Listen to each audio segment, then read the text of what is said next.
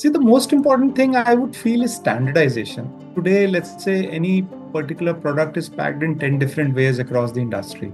And Mhm. that makes the recycling a bit more difficult. And then you are left with chemical recycling as the only option. Every country has their own guidelines as to sustainability, and it's become very difficult, what standards to adhere to. We were the first companies to convert soap packaging into a recyclable structure. But we still see many companies using the traditional structure, which is more expensive, not recyclable, and so on and so forth. Mechanical recycling is also picking up in different ways and forms, and that is where a company like ours can contribute much more in terms of making packaging structures which are recyclable in nature. I firmly believe that you should not let the thing stuck due to lack of decision making. Once a while, you will end up doing some mistakes here and there, and it's Mhm. important that you realize them and you correct them.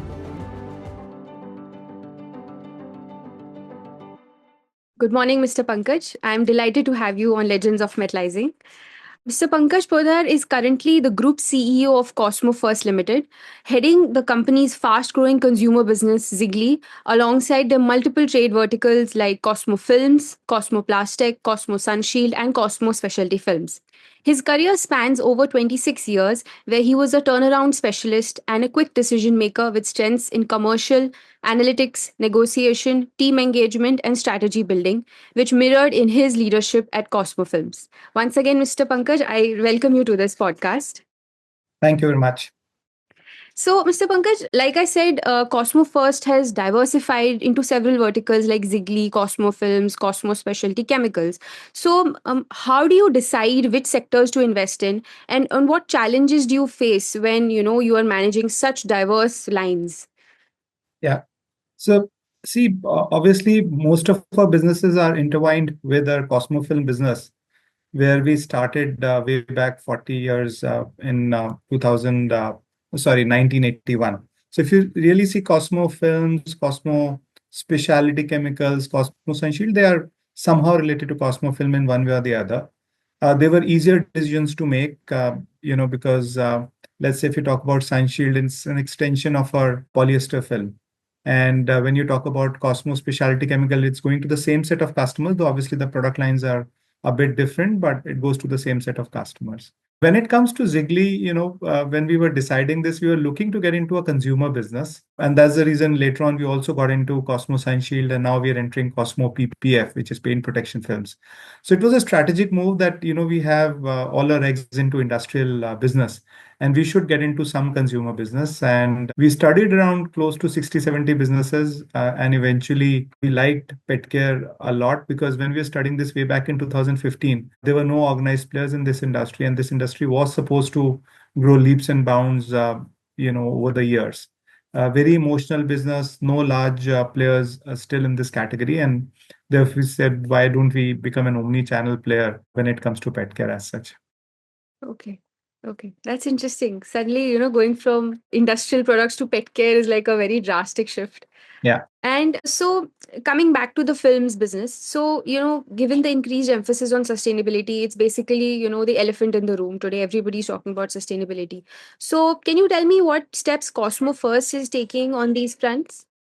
I will say we were the first ones to talk about sustainability way back in 2016. I remember I presented a paper in 2016 stating that all the flexible packaging should be into polyolefin structures, which can improve the recyclability of these films. That time, people thought that, I am going extremes and it may not be possible, because India was quite a bit of polyester market at that stage. And, I was talking more about monomaterial structures. And eventually, 2017, the first law came. Nothing much happened after that. There was a lot of noise. But what I see over the years is that the pressure from the various governments across the globe is growing year after year. And, eventually we need to find some solution. The good thing is that there are multiple solutions which are coming up in this. Yeah. But coming back specifically to Cosmos, we are always into polyolefin structures, and that's really the limelight for most of the brands, I would say, globally. And thereon also, because to make monomaterial structures in polyolefin, you need to have ultra high barrier films, which can replace metallized polyester or aluminum foil in many cases, or even nylon films. And then you need to have a film which is printable on the top, because otherwise POPP in general has a tendency to shrink. So we came out with first, heat resistant film, and then we came out with super high heat resistant film. And now I'm glad that even some of the polymer companies are thinking about bringing resins which can be heat resistant in polypropylene itself.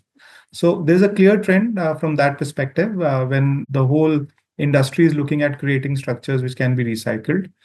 The second thing which Cosmo is doing is to increase its own recycling capacity so that we can recycle more products and also use more recycled into our films and rigid packaging. So these are some of the initiatives that Cosmo is taking. Now, Okay. sustainability is a very big word. It is not just limited to the products you make. We're also doing a lot when it comes to rainwater harvesting, ensuring that we use minimal water. The noise pollution is the least possible in the plant premises. We Okay. plant thousands of trees every year. So we have planted till now close to 100,000 trees, just to make sure that, we consume carbon from the environment. So there are a lot of other initiatives that we are taking as a company, reducing packaging material when it comes to a finished product. So we are taking a lot of these measures to make sure that we are a more sustainable company, clean company, less carbon footprint company, and so on. Yeah. Yeah. And Mr. Pankaj, you mentioned that there's a lot of things happening on the sustainability front. A lot of new materials are also coming up. So, what do you think are the biggest upcoming trends in the packaging industry, particularly with regards to material and technology? So there are two, three things which are coming up. One is that there is chemical recycling, which is now possible with plastics. Earlier, it was possible only with polyester, and now it is possible with mixed plastics. Mm. And many Indian, I would say all the companies or most of the companies in India are looking at that option to basically get the waste plastic converted into pyrolysis oil and then convert it Okay. into almost like a new resin. So that is Okay. one very good initiative which is happening in the industry because otherwise a lot of these plastic was going for landfill.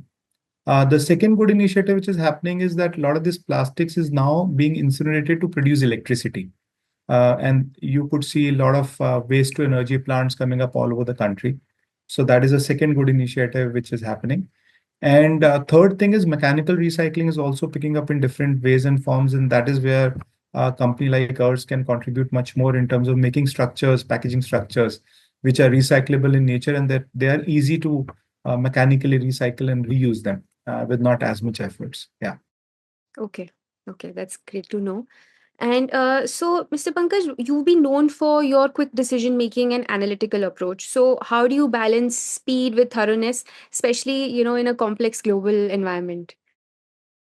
Yeah, see, one is I firmly believe that you should not let the things stuck due to lack of decision making. So obviously the team is there to do the thorough work, understand things in detail, and come back with the options.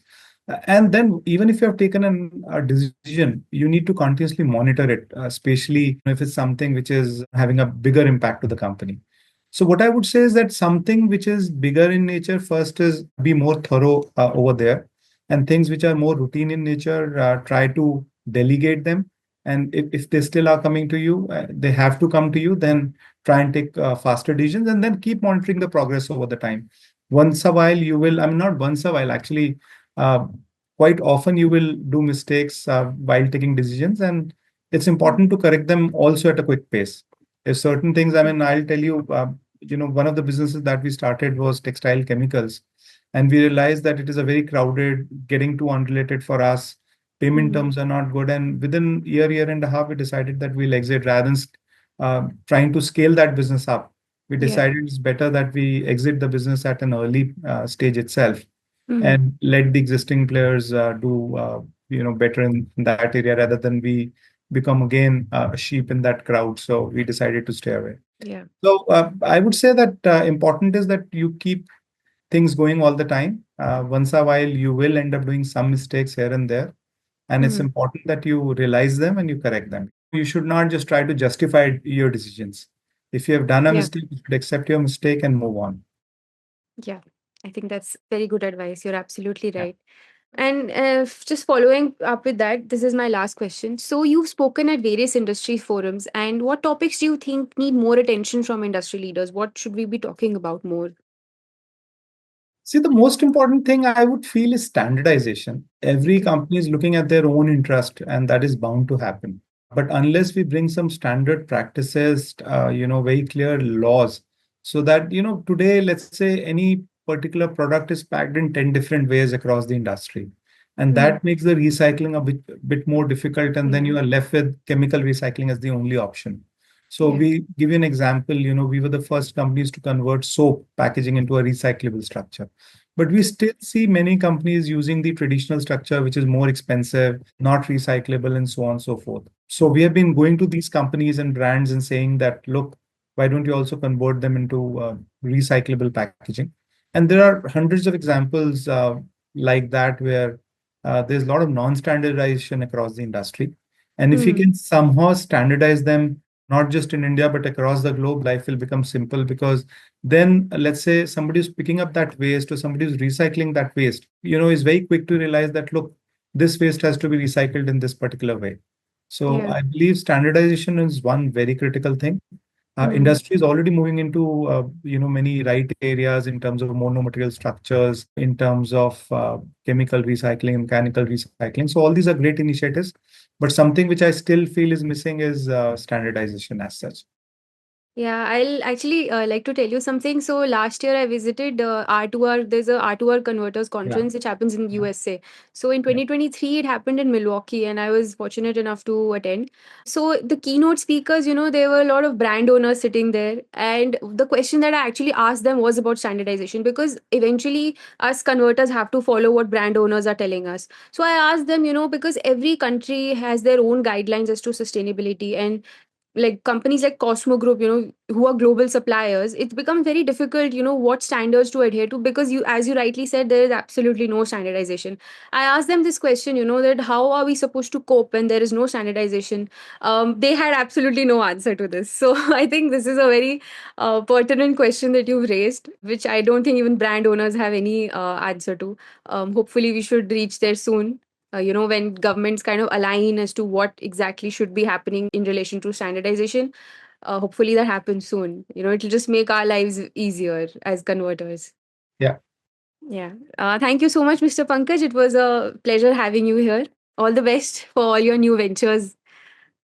Thank you, Agrani. It was nice talking to you. Thank you very Thank much. you. Thank you. Bye bye.